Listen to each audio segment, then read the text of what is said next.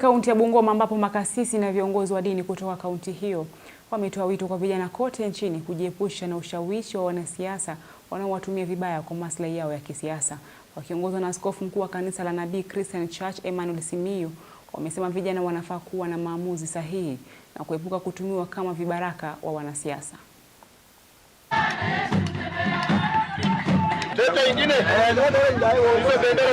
Tuwe na moyo wa kujituma kutafuta riziki kwa njia iliyo halali.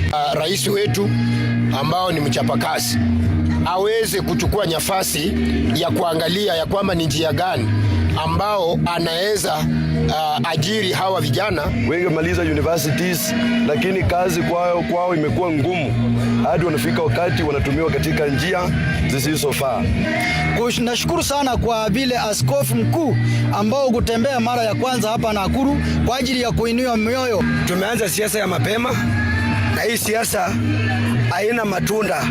Watu wamesahau kazi ambao wananchi waliwapeleka parliament hao kule bungeni. Mama wamerudishwa nyuma sana, hata wawekangwi kwa mahesabu. Maana hata ukienda mali kwingine unaona wamama wanainuana, wamama